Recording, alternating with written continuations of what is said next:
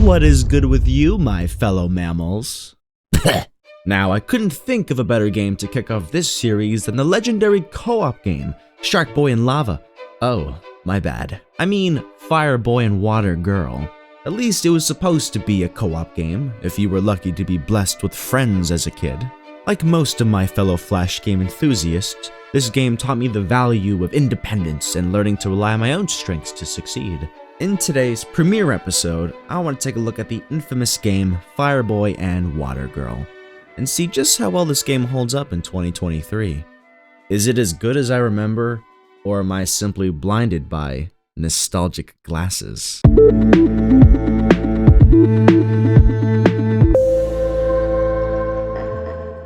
Running, jumping, waiting, and dying are parts of any good platforming game, and by golly do we have all of these elements here. Players take control of a young boy who clearly forgot to stop, drop, and roll, and a young girl whose archenemy may very well be a sponge. They are tasked with making their way through a Lara Croftian-style temple, so packed with plentiful booby traps and puzzles in mind. Why are you in this temple in the first place? I don't really know. Flash games never really explain the reasons, so just shut up and play. To complete each level, each character needs to get to their respective door, which is conveniently outlined for your viewing pleasure. Once both of them get to where they need to go, the doors open and voila, you've finished. 32 levels of puzzly, platforming fun await, with the difficulty increasing as you go along naturally. We go from get from point A to B to get from point A to B, but all of this shit is in the way. Well-timed jumps, impromptu gym sessions, and in some cases, actual thinking is required. That's right. If you're not careful, you can do things in the wrong order that lead to a character getting permanently trapped, doomed to starve, and then die. She's just a kid! Jesus, this game is low-key terrible. And while you're busy trying to figure out where to put what where, make sure to never jump in the lava as Watergirl and never jump in the water as Fireboy, because duh, that part makes sense. But there's also these green holes which neither of them can jump in. Now, if it were toxic waste, I would understand that, because that's how the Joker got jacked up. But apparently it's mud. Like, that's just water with some schmutz in it. So wouldn't you think Fireboy can't go in it, but Watergirl could? Like, make it make sense. Also, why is the mud green? Looks kinda like those post-Fruity Loop dumps you take. In addition, players are encouraged to get all of the floating gems available in each level. They are color-coded, meaning you'll have to go out of your way at certain points to get characters across the map, or make difficult jumps in order to get every gem. You don't need to do this in order to complete a level, but you are given a grade at the end of every level, and if you want top marks, then make sure you have all of the gems. Which I have to say, the grading system in this game is some premium grade A bullshit. There are only two types of performances that can be given to you, either an A or a B. If you want an A, you need to complete the level quickly and get all of the gems. Failure to do so means you get a B. And I tested this. I waited a full hour and a half to see if a ridiculously inflated time would cause anything to change, and it didn't. It did, however, break the clock display. I mean, look at this. Does this look like 100 minutes to you? Take that, lead developer, Oslo Albert. I broke your game. Now, ultimately, there are three different types of levels: Pentagon levels, Triangle levels, and Jewel levels. In Pentagon levels, you need to get to the exit as fast as possible, grabbing all of the diamonds. Triangle levels are harder versions of that, and Jewel levels are basically the same thing, but there's only one gem, the legendary green diamond, that both characters can grab. But if there's any confusion on that, allow me to clear it up. There's only one type of level, and it's to grab all the diamonds and finish the level as fast as possible. There. I think they only made different shapes for the levels so that this display looked a bit prettier.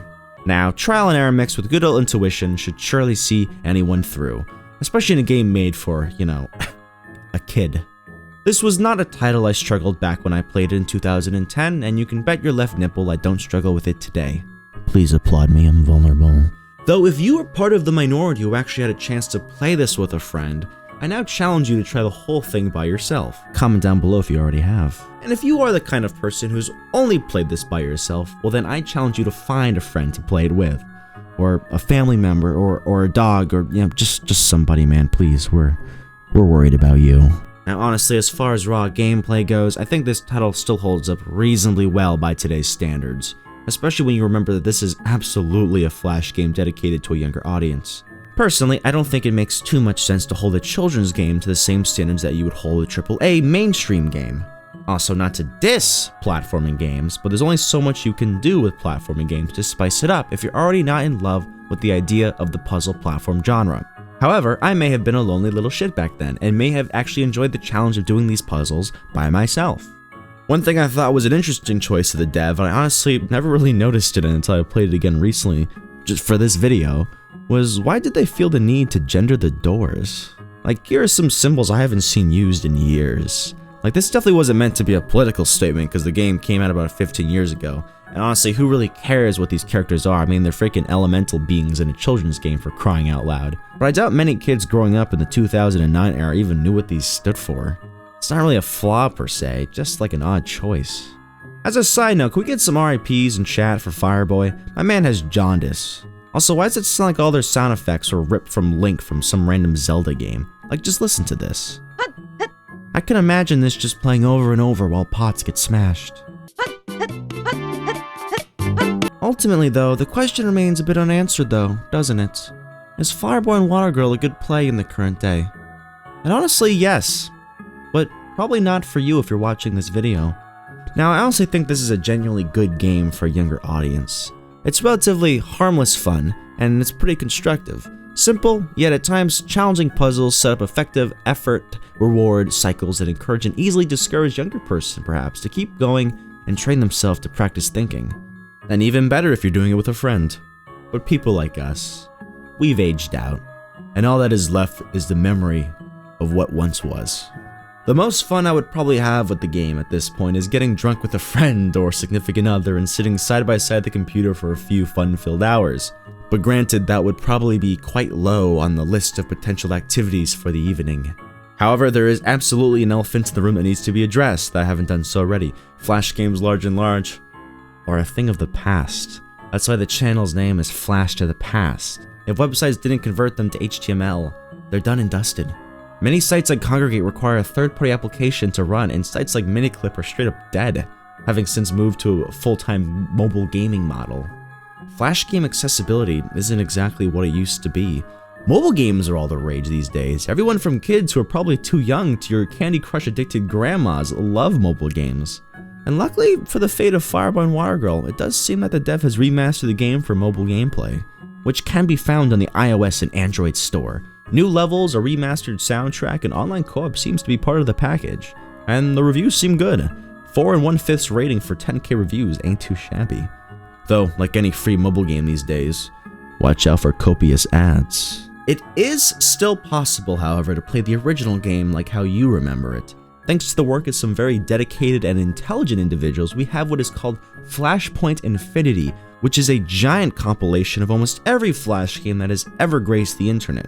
You only download the games as needed so you don't blow up your hard drive, and it's perfectly safe. Link down below if you're interested in reliving some of your childhood memories. In the end though, I think games like Fireboy and Watergirl represent the best of why Flash games were as iconic as they were. It's a relatively simple concept meant to entertain you from anywhere between 5 sneaky minutes in class while the teacher had their back turned, all the way up to a few hours of dedicated playtime. They're the kind of games you played the hell out of when you're younger, to now maybe once every 5 years just to experience the nostalgia once more. There's hardly much in the realm of explaining why, because honestly it's irrelevant. We don't need to know why. Maybe Fireboy and Watergirl needed to reach the end of the temple to save their parents. Or maybe they're just bored teenagers whose parents kicked them off the video game for an afternoon. It's something I've grown to appreciate in retrospect, how easily I was able to become immersed in each individual world, created in the hundreds of Flash games I played over the years. As fun as it is to be a critical snob these days about the newest titles, it is calming in contrast to take these simple Flash games at face value. The formula is simple. Here's you, here's your objective, now do it, and dopamine go brr. If you really think about it, these Flash games kinda set the pace for mobile games these days. Though not to get too off track, I do feel as if mobile games lack the finesse and class that many old school Flash games had, but that discussion could be its own video. All in all, thanks for the memories, Fireboy and Watergirl. I'm sure I'll be back in a few years to replay you when I need a pick-me-up, and I hope you guys enjoyed this video. I have loads of old Flash games on my to-review lists, so many that I decided to dedicate a whole channel to this idea. Do you have any in particular you want me to check out? leave a comment down below, and make sure to like and subscribe to see more from me. But that's all for this time. Ta-ta for now. Boosh!